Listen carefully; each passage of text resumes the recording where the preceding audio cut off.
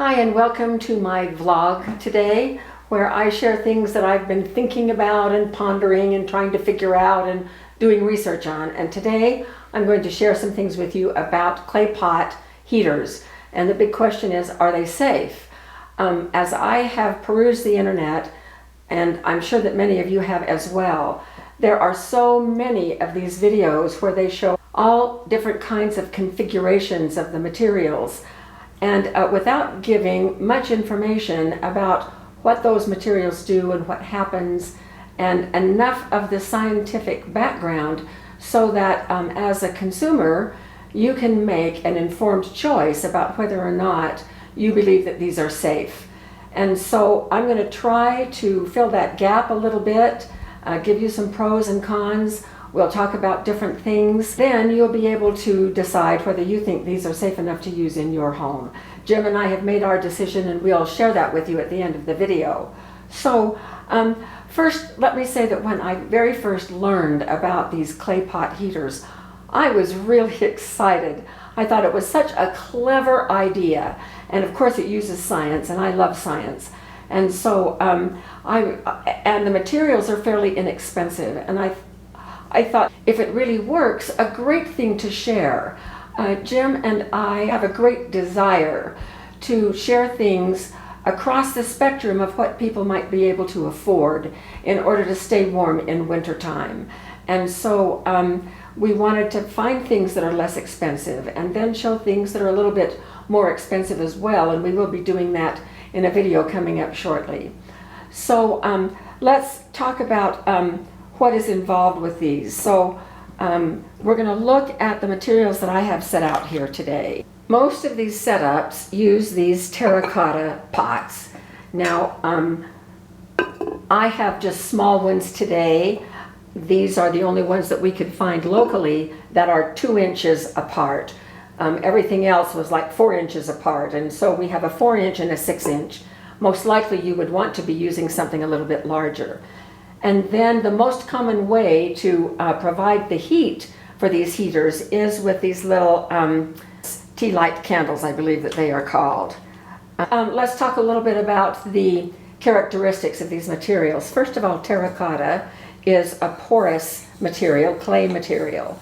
And one really good thing about terracotta is that it will absorb heat, and it hangs on to it, and then it radiates it out.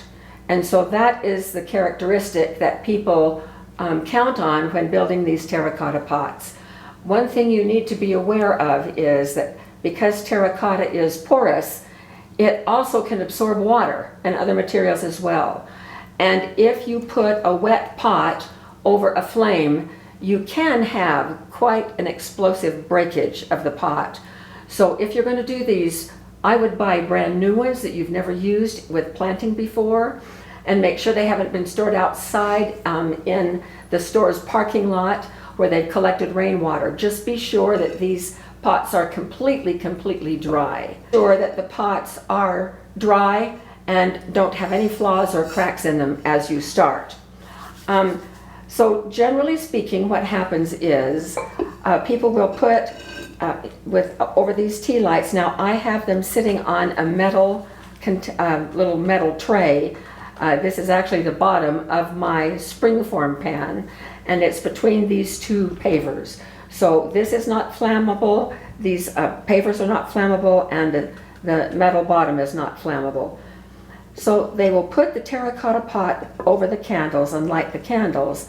Then the candles will heat the pot and then collect and concentrate the heat in the pot, and then it will begin to radiate out.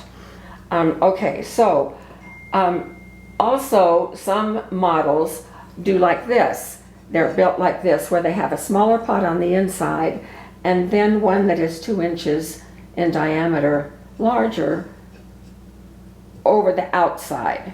And so it's sort of a double-walled affair. Another popular pattern is to run a threaded rod right down here through the middle of both of these and hook them together with bolts as spacers in between. And then this can even be made into a hanging heater by putting a metal eye, a thick metal eye on the top, threaded to this metal rod that goes down and holds everything in place. One of the things that you need to be aware of is that if you are going to be using a threaded rod that goes down and puts these together and an eye bolt on the top, sometimes those materials are galvanized, and when they heat up, they give off toxic fumes. So that's a little scary. Okay, so those are the characteristics of the metal bolts and the rod that goes down in the middle. And another purpose of doing the metal rod is that also will hold some of the heat and radiate additional heat. Now these little tea lights, they give off about 100 BTUs. Heat is measured in BTUs a lot of times. That's British thermal unit stuff. So just know this number 100 is important. And I looked at several resources for this. They give off about 30 watts, which is converted into BTUs at the rate of about 100. Actually, it's about 102. But we're going to do some mathematical calculations here in just a minute, so I've just rounded this to 100. Okay, so just for comparison's sake, so this would be then a total of 400 BTUs that we have with these 4 little tea light candles. To compare and give you an idea of the difference, our outdoor camp stove has each burner is 30,000 BTUs. Which is enough to heat our canner. A furnace, a typical furnace in a home, will be somewhere between 70,000 BTUs and 100,000 BTUs. And so 400 BTUs, that's not a whole lot. It is also really important to know what the flash point of these little candles is. And the flash point is the temperature at which the wax, which has been melted and giving off fumes, will burst into flames. And so the flash point for these tea lights, which is paraffin, is about 400. That's an important piece of information for you to know, because when you have this set up and it's burning, the heat is being very concentrated in these pots. And so would it be able to reach the flash point? If you don't know that, then you need to figure out how you can measure that. And that means a couple of the materials that you should have on hand are an infrared thermometer. And with an infrared thermometer, you just press the button and the light hits the pot and records the temperature. And then I also like Jim's barbecue thermometer because I like to measure the air just on the outside. In this case, if we had this one going, I would also want to know what's going on the inside, about where the candles are. So sticking this right underneath where the candles are to measure how hot it is right where those candles are, to see how close it's getting to the flash point, might also be an important thing. One of the misconceptions that is very important that we clear up right now is that there is the belief that putting a pot or more than one pot over these candles will augment the heat. It will increase the output from the candles. That cannot happen, or else it would violate the first 2 laws of thermodynamics, because energy isn't created out of nothing. And so all we have as the energy source here are those 4 candles. 400 BTUs is all we're going to get. No matter how hot these pots get, we're not going to have any more than 400 BTUs. It's a misconception to think that the candles are going to burn hotter underneath here, because they're not. So make sure that you understand that the role of these pots is not to augment the heat, but rather to capture, store, and concentrate it, and then it will radiate. And it will be interesting for you to use your infrared thermometer to check the temperature on the outside of the pot, and then check the air just beyond. so that you will see the difference. I think you might be a little bit surprised when you do that. Okay, so let's do a few little calculations so that you can sort of get the idea of what it means to have 400 BTU going in a clay pot. And of course, with more candles, you'd have more BTU. What I'm showing you here is a little map that is a furnace BTU calculator. Now, I am going to put the link to this because it is so handy. You will see that the United States, and I couldn't find one for any other country, but for the United States, it is divided up into heat zones. And so the dark blue, of course, is the coldest, and the red is the warmest. And the BTU requirements per square foot are what furnace people and actually air conditioner people use to calculate how big of a furnace you need in your home or how much air conditioning you need in your home to keep it at a comfortable temperature. And so Jim and I live in a zone that requires 40 BTUs per square foot to get it warm enough so that it's comfortable. Now, we're producing 400 BTUs right here. And if we need 40 per square foot, let's do a quick little calculation. So before we started this video, I just brought out my tape measure and measured about a 10 by 12 area of our kitchen. It goes to the far end of the bar in that direction and just beyond the sink over here. And that is about 120 square feet.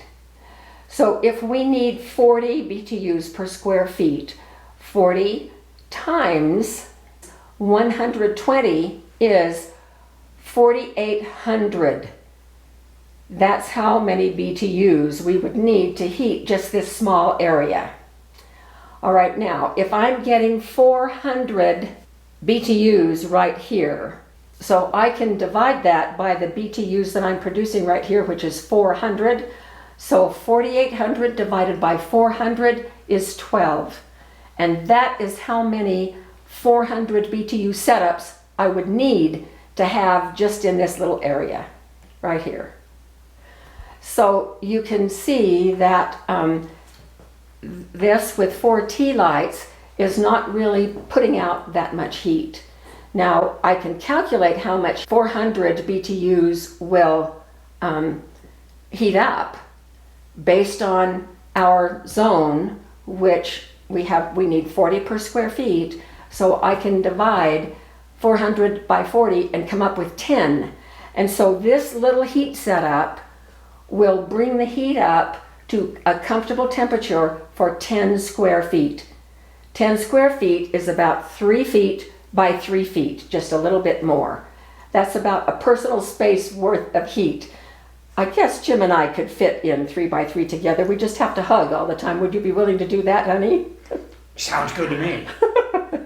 So, and it's not that in times of desperate need that we are wanting to use that many candles in order to bring everything up to the heat that we're used to. We're just wanting to stay alive.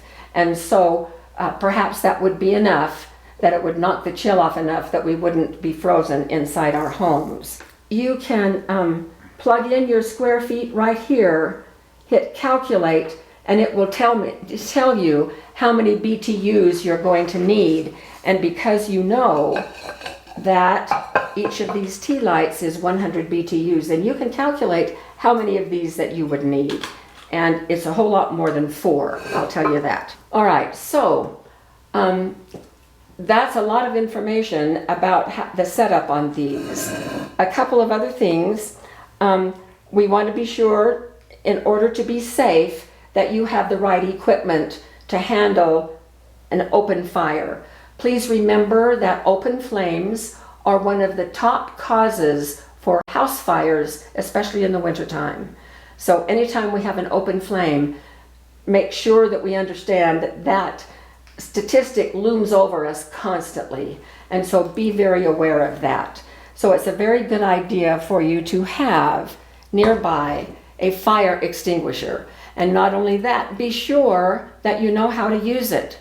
And if you are leaving a child in charge, make sure that that child knows how to use this. I would think twice before leaving a child in charge, actually. If a fire occurs, you do not want to throw water on it. Wax fires, grease fires, they need to be smothered. So if you don't have a fire extinguisher, get a pillow or a quilt or something that will stop the oxygen. And never, never, never leave these setups unattended. And that means you don't leave them going when you go to sleep at night. You don't leave them going if you leave the house and go shopping. So one of the things that you can think about doing, since we know that this would heat really only about 10 square feet, if you shrink your space down, find a small room in your home that you can close up if you're going to use these. Then you can calculate the square feet and know about how many little tea lights or other that you will need in order to keep the space warm enough. And please, please exercise every safety precaution that you know about. Jim and I have made the decision that we are not going to use these. We have a fireplace. We're very blessed to have a fireplace. When the grid is up, we have a blower that heats the house. We usually even just heat the whole house with the fireplace. If the grid is down, we won't have that blower, but we will still have our fireplace, and we have lots of wood. And so we will be able to generate enough heat in the room where the fireplace is that we will be fine. But exercise great caution and great safety in the things that you choose to do. We have had a number of our viewers say that they have used these safely and they heat up their homes just fine. Other people really like them to put under the sink and keep the pipes from freezing. It doesn't matter how you intend to use them. Knowing this information will give you a better opportunity to calculate your degree of safety. Just be sure that you are safe. We are going to come back soon with a number of ways to heat up a small area, if nothing else, that is, I feel, safer than these. And we will share all of that with you, as well as other things that you can do around your home to ensure that you can stay warm enough to survive if the grid goes down. So thanks for joining us on this little vlog, and stay safe. We'll see you next time.